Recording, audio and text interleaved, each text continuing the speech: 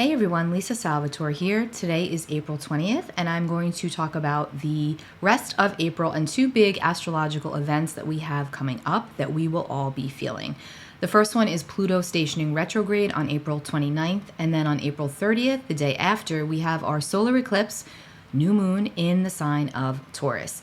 It's also Taurus season as of yesterday, the 19th, so happy birthday to all of the Taurus souls of the zodiac. It is your season, our season, and I'm a Taurus myself. And so, yeah, let's just get right into it. First, let's talk about Pluto, powerful Pluto. Now, the thing is, we have been under this theme of Plutonian energy for quite some time, as Pluto has been in the last degrees of the sign of Capricorn. And we know that when a planet gets towards the last degrees of the sign that it's in, the energy ramps up. The vibration of that planet is felt much more strongly, both inside of us and outside of us. And so, yes, collectively, we've absolutely been seeing these Plutonian themes of power and control, compulsions and secrets being revealed. We've seen a lot of that coming up under this Pluto and Capricorn transit, but particularly over the last year or so.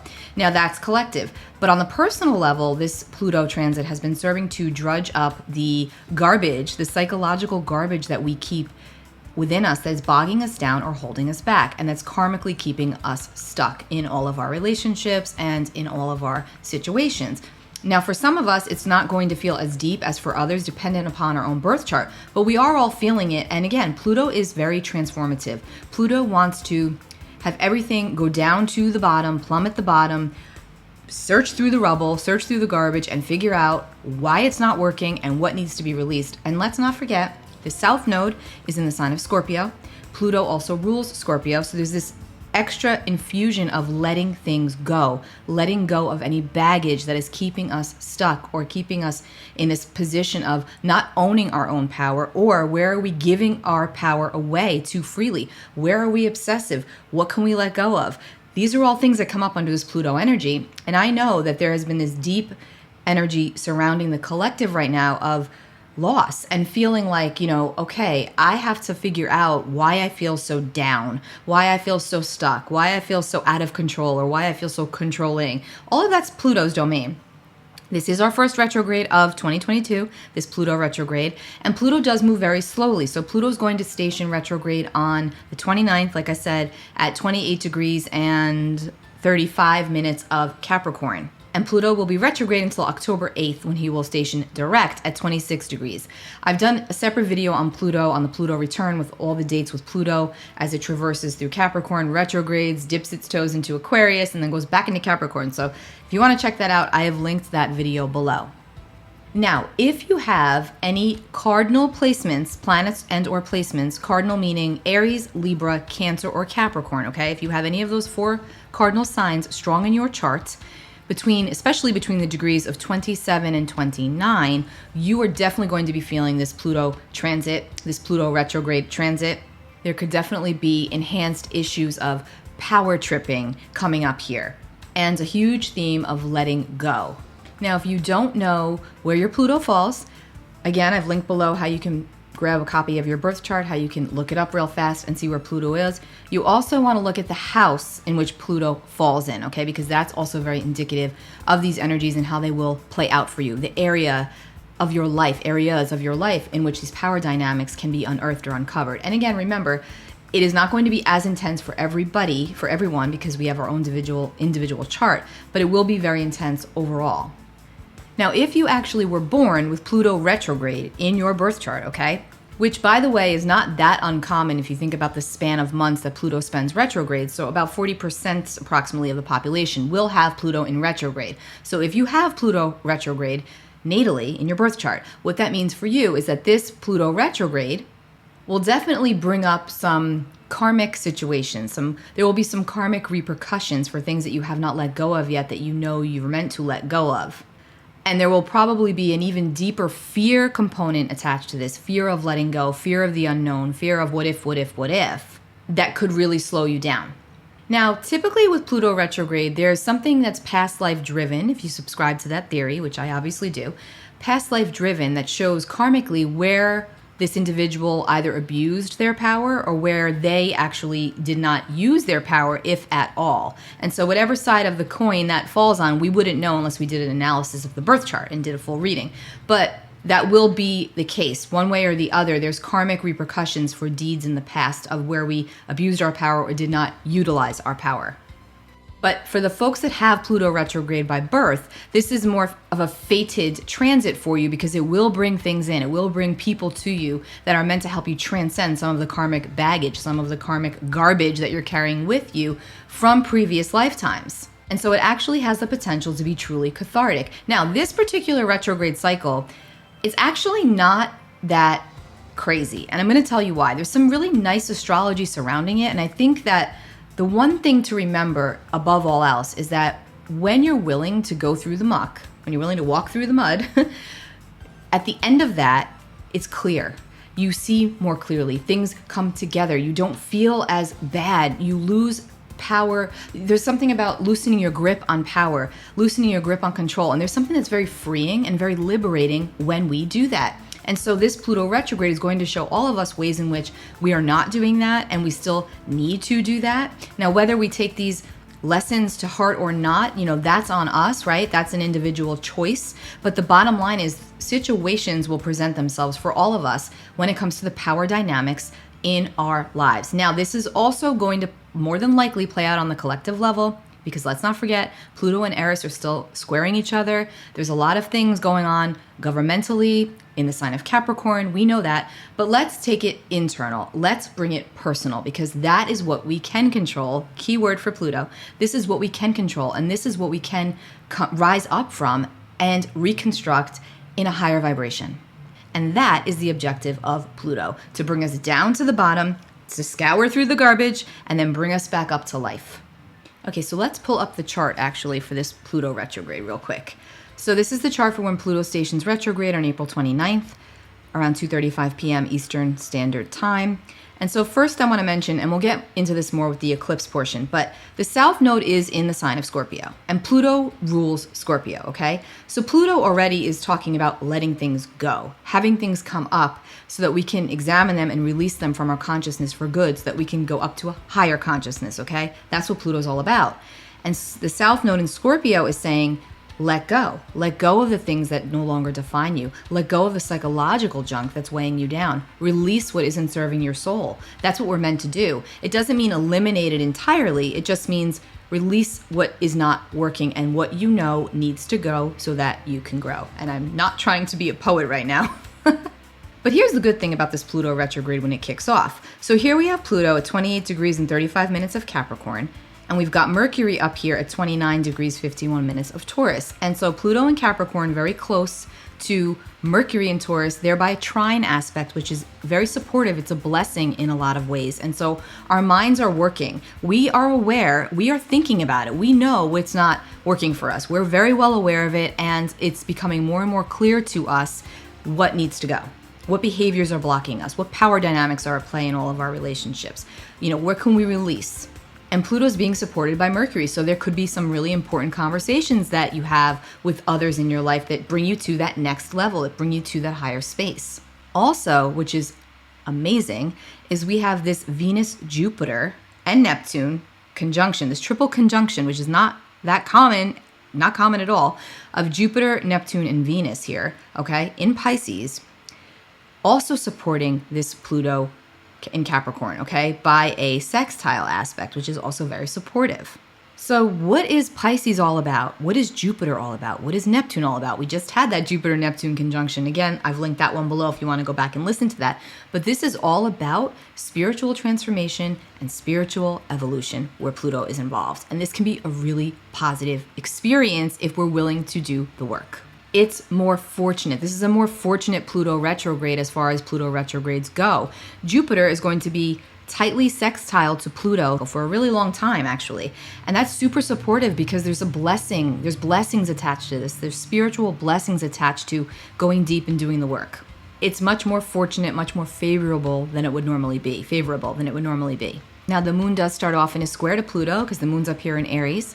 and Pluto's here in Capricorn, so that's a square aspect, so that's frictional. But again, look at that Moon Pluto square as being having the potential to truly have us feel so that we can heal. Okay, so still I'm going to err on the side of positivity with this. And we're also dealing with a semi-sextile to Saturn here, which is again kind of a negligible aspect, but it's not, because Saturn is still in a square to the nodal axis. So this could be outside limitations that it presented to us while we're trying to do our work of control and power dynamics. And so again, I don't know how that will play out collectively, but personally speaking, there could be some bumping up, some friction of wills, ego clashes that might come up under this, because it is Pluto that we're dealing with.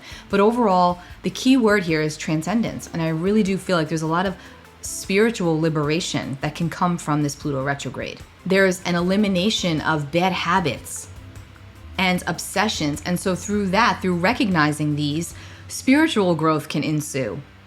Our soul evolves, and that is what we're here for. So again, Pluto will be retrograde from April 29th through October 8th, I believe. Yeah, October 8th, yes. So just keep that in mind. Now let's talk about the solar eclipse that takes place just the day after Pluto's station. So the solar eclipse in the sign of Taurus, which is also a new moon, takes place on April 30th around 4:30 p.m., 4:27 p.m. approximately, Eastern Standard Time. Eclipses can only happen when they are near the nodal axis, which are the points of fate, the nodes of fate, okay? And eclipses are not uncommon. We have them every year. There's an 18-month cycle where the eclipses take place on a different nodal axis. And so this next cycle is going to be on the Taurus and Scorpio axis. Taurus is the north node right now. The north node's in Taurus, and the south node is in the sign of Scorpio. So these eclipses that are taking place from now through July of 2023 are going to be on the Taurus and Scorpio axis. They're going to ping pong back and forth.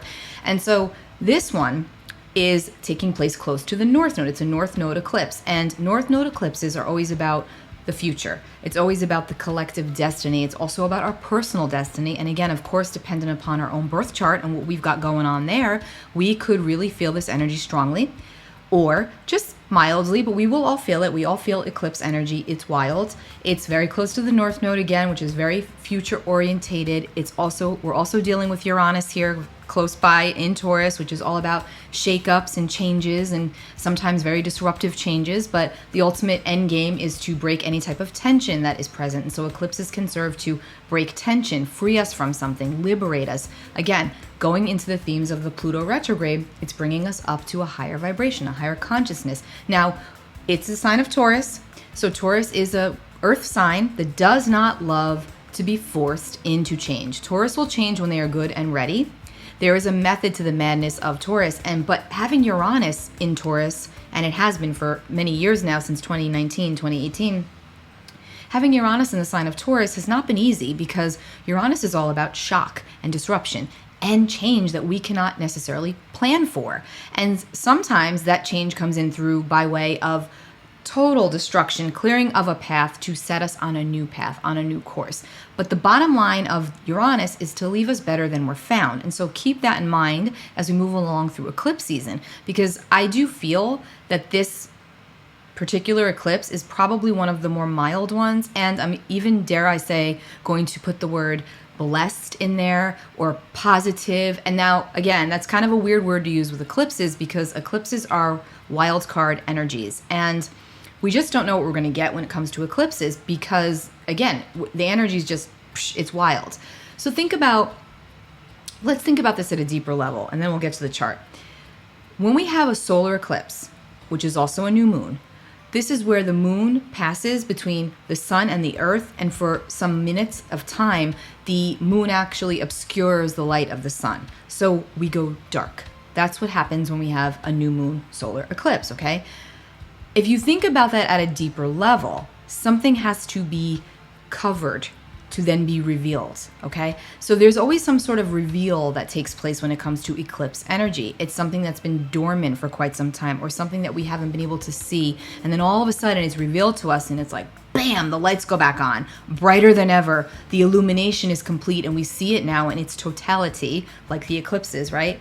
But yet, it's still somewhat nebulous and we can't quite grasp it. And then what do we do next with that? And that is why eclipses are also known as fated portals of time and change and energy. And this one will not be any different. Now, if this was not an eclipse and this was just a regular old new moon, I would say it would probably be one of the better ones of the year. There's a lot of really positive astrology with it, so I'm not going to sit there and say it's not good, but I am going to sit there and say be very mindful of what you are manifesting, what you are putting out into the universe, what you are thinking, what you are feeling, what you are ingesting on every single level. Super important right now because the fate component is quite strong. And again, eclipses don't necessarily just bring things up out of the blue. They certainly can, and we're dealing with Uranus, so that's quite possible. But most of the time, when it comes to eclipse energy, they kick up what's already been there and maybe just dormant. And it's like, okay, time to do it. Lights on, let's go, lights off, let's do it. Like there's something very powerful about it. And oftentimes changes that happen under eclipse energy, you can't go back. They're usually quite necessary. So let's get to the chart. Okay, so here's the chart for the solar eclipse in Taurus that takes place April 30th around 4:27 p.m. Eastern Standard Time. All right, so here we have this new moon, 10 degrees and 28 minutes of the sign of Taurus. And we've got Uranus close by at 14 Taurus, and then here's the North Node at 22 Taurus. Now, North Node at 22:28 minutes of Taurus is directly opposite the South Node at 22:28 of Scorpio. Remember, the North and the South Node are exactly opposite each other, okay? Now again, let's remember that we're dealing with Uranus. And so when we're dealing with Uranian energy, we can literally feel this physically. Our nervous system can feel super taxed and fired up on all cylinders. And then again, dependent on your own personal birth chart, that is going to be enhanced. You may not feel it that much. You may just see it happening on the outside. You may witness it with the animal kingdom. The animals act wild when it's eclipse energy, especially with Uranus being present. The weather often, can be very chaotic and disruptive. And let's not forget that Taurus is the earth. So, we may see some disruptions in the weather patterns around this time. Now, Taurus is the sign of the earth. It is a fixed earth sign, and it's all about anchoring in the physical. Taurus is also about food. And in a conjunction to Uranus, and we're dealing with the North Node, we could maybe understand a little more about the future of food, our food production. And furthermore, how are we contributing to the wholesome foods that we need to put into our bodies? Are we growing our own food? Do we have a garden? Are we getting acquainted with our local farmers, which we should be doing?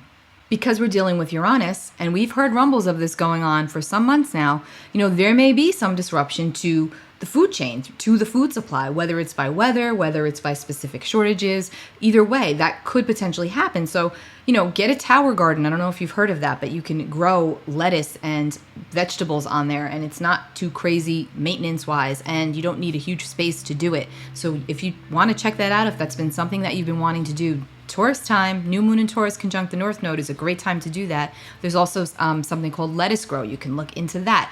These little ways, we're not only helping ourselves, but we are helping the earth, right? Now, again, with Uranus so present and the North Node too, which is all about the future, can we expect some changes to come in or something to be revealed to us that helps put us forward on our path? Absolutely. And it more than likely, I'm going to say, will be pretty positive in what is necessary. And also furthering this theme of goodness here, even though it's an eclipse, which, by the way, the ancients always associated eclipses with disaster and negativity and the end of the world, apocalypse type energy. So not the case. But, again, eclipses are wild cards. So, I also find that a lot of people that are on the precipice of exiting this planet typically will go during eclipse portals. And again, that will depend on their own birth chart, but a lot of times you'll hear a lot of people departing, leaving this earth, checking out of the physical body. Taurus is also a very physical sign, all about the body. So again, there may be a lot of releases that we will hear about. And again, it's more than likely going to be with people that have been on the precipice of it, I will say. But we're still dealing with Uranus, so I don't know. Could be some shocking stuff there too. Now, we've got Jupiter, Venus, and Neptune over here in a triple conjunction in Pisces, which is amazing because Jupiter and Neptune are in their home sign of Pisces. They love to be in Pisces. Venus is exalted in Pisces, loves to be in Pisces, and Venus is the ruler of Taurus. And so Venus is the ruling planet of this new moon, of the new, toward our growth, toward our destiny. And we've got Jupiter and Neptune here in the place where they love to be, propping up Venus, propping up this new moon, and propping up the future. So there's really a lot of goodness here, a lot. And we could definitely be seeing hope surrounding situations that may have been previously bleak. But the key word here is to not get too comfortable, because again, we're dealing with uncomfortable energy. So take the moments for what they are, acknowledge them for what they are, sit with the energy as it is, but don't get too complacent, okay? Because there's still this energy of shakeup that is upon us.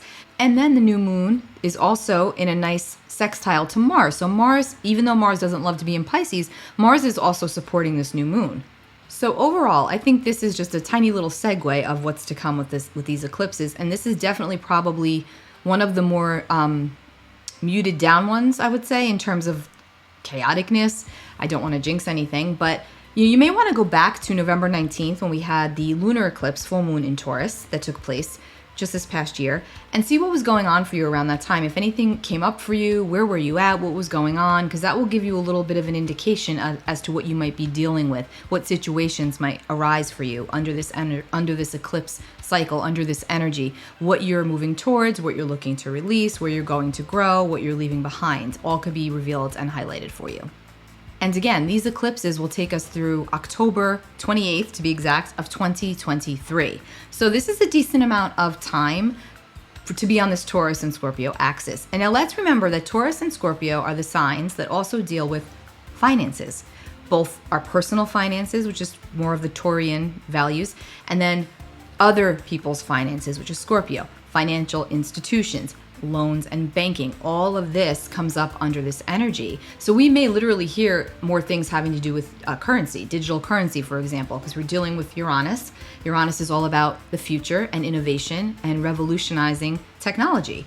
And in Taurus and Scorpio, we're dealing with money, amongst many things. So there could be some stuff that comes up around there. And again, we've been hearing about this already, so it's not like this is new, but it could be kicked up around this time. Something might be revealed.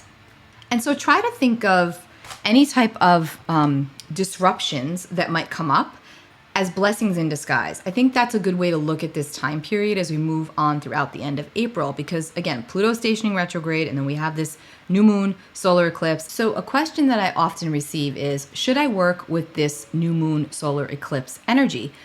And that's personal, but for me, honestly, I typically won't, only because, again, the energy is a bit of a wild card, and I sometimes find that I actually don't feel well physically around eclipses, and I'm hoping that's not the case for this one, but it is in my sign, so it might be the case, but I usually get really bad headaches around eclipses and stomach aches, nausea. And so, again, because of Uranus, too, it's shaking things up. So I don't like to work with energy when I feel that way, because my energy is not right. So I guess my answer to you would be to feel it out, but be very extra conscious and extra mindful of what you're putting out into the universe, okay? What is going to be reverberated to the divine about what you would like to bring into your reality, and being extra careful about how you word it. And so honestly, ritual could be as simple as going outside and journaling, under the stars, or lighting a candle and just meditating to some soft music, or you don't have to do much of anything. But if you want to, I guess do it within reason. But I personally don't like to work with the eclipses. So that's my answer. And I think that whatever's meant to happen to an extent is going to happen, right? There is always that fate component to eclipses, but then we also have our free will. So again, a situation can happen, that's fate. How we respond to it is free will, and that's on us. So again, just keep that in mind when we're dealing with a North Node solar eclipse, very close to Uranus. It's likely going to produce a bit of an unsettled energy. And again, you're probably going to see the animals and the children really responding to that, because it is a wild, energy, especially when we're dealing with Uranus. Taurus doesn't like that. Taurus likes to be and Uranus there is anything but, and so close to the North Node right now, and this being an eclipse, it's definitely going to serve to ramp that up. And again, the weather could be very erratic around that time, which would not be surprising. So take really good care of your physical body. Taurus is all about the physical. Drink your water, try to keep it clean. Try to keep the sugar and the processed foods to a minimum. Get some exercise. Get out into nature. That's huge for Taurus energy. Ground, very big. Earth Day is also right around the corner here that I'm recording this video. Great day to, go out, take a walk through the woods, through the forest, stick your toes even in some water, whatever it is that connects you. really going to be helpful around this energy. And if you feel around the eclipse that you're spinning out, take a moment and chill, because that's what Taurus is all about. Chill, chill, chill. Ground yourself. Get back into the physical. That is when we start to lose our shit. Excuse my French. When we feel like, oh, like we don't have that outlet, that's precisely when you need to force yourself to ground. Extremely important under this energy.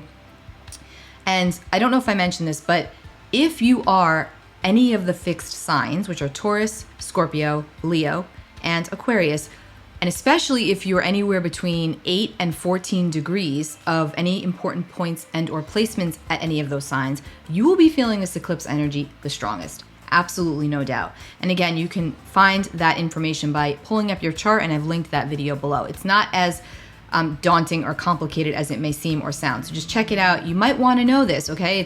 It's important because it can also highlight the area of your life, of your chart, where this new moon, because it is still a new moon, okay? New moons bring in the new. So this will show you where you could receive an injection of fresh energy, or where you can work with what area of your life could you really utilize this eclipse energy for the greater good. So you will want to know that by checking out your chart and where you have Taurus and Scorpio. Now remember, it doesn't matter if you don't have planets in these signs, because we all have every single sign in our birth chart. Which is why I always laugh when people say, I hate Taurus or I can't stand Geminis, because we all have that energy there. And at some point on our journey here, it will be enhanced and it will come out. So anyway, you definitely want to check that out though. Check where the Taurus and Scorpio axis is in your chart. Check if you have any planets there. That is going to give you more of the story. Take really good care of yourselves, and I will be back soon.